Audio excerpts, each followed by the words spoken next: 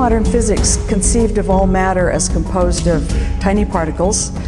They were often thought of as comparable to tiny billiard balls. And if you imagine the world being made up of rigid, tiny particles, then it's comparable to having a world built of marbles or whatever, and it just seems to follow naturally that nothing can happen besides one marble or billiard ball knocking into another and making it go wherever it goes.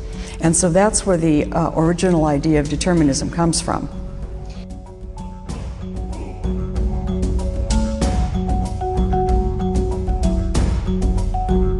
The valuable work that's been done has to do with recognizing that as you go up the hierarchy, you get more and more complex systems, and the basic parts that they're made of, such as hydrogen, oxygen, carbon, and so forth, the material constituents come to matter less and less, and what matters more and more are the organization of structures.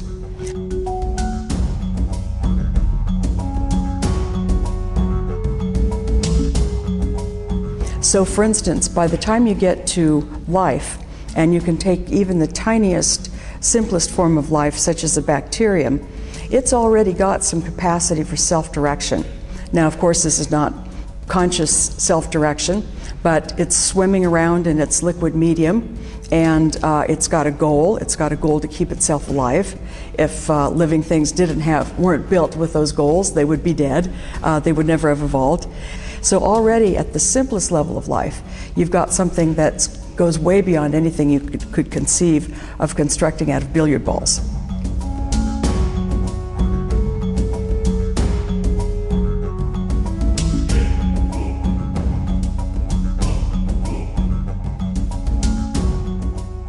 So first you have to go up the level of organisms.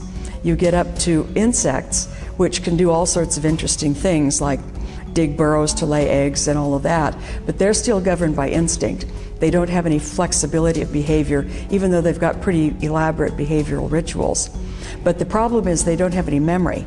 And so if an insect tries to do something and it doesn't work, it can't learn from its experience. So it'll just keep trying to do the same thing over and over and over and over. Then you get up to higher levels of organisms. When you get to the highest non-human animals, such as the chimpanzees, they are incredibly clever at performing feats that we would think of as pretty rational. For instance, there are instances where they've put bananas outside the cage, and the ape wants to get them, and has two sticks, but neither stick is long enough to reach. The ape will figure out to stick the two sticks together, have a stick twice as long, reach out and pull the bananas in. So here you see quite interesting rational behavior on the part of the animals.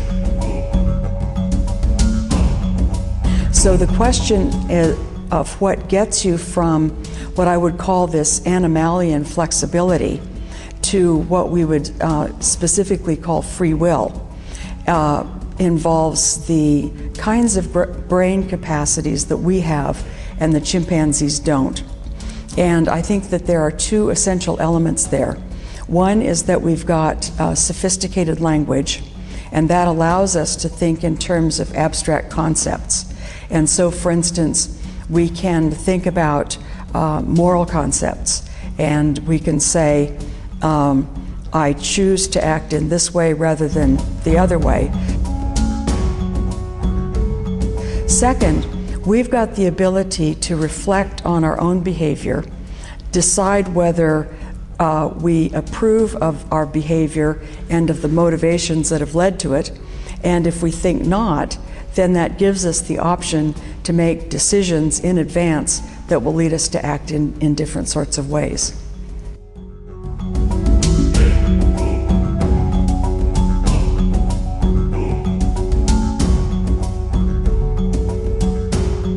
I don't think so. You could build a computer that appeared to act freely, but I think that the essential step from non-living to living is the intrinsic goal-directedness of living organisms. And so you can build a robot that appears to be goal-directed, but it only appears that way because someone who is goal-directed has built it to mimic goal-directed human actions.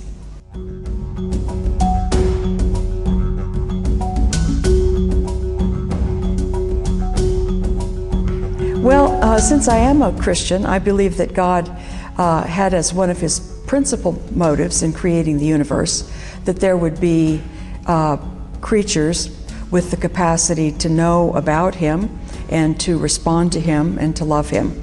And I don't think it necessarily had to be Homo sapiens, but it had to be some creatures that had the capacity for this self-evaluation and the complex symbolic language. There's just no way that you could teach a concept as abstract as God to an animal, and we can't even teach such concepts to very, very small children. So we've obviously got to have the symbolic language and the capacity for self-evaluation.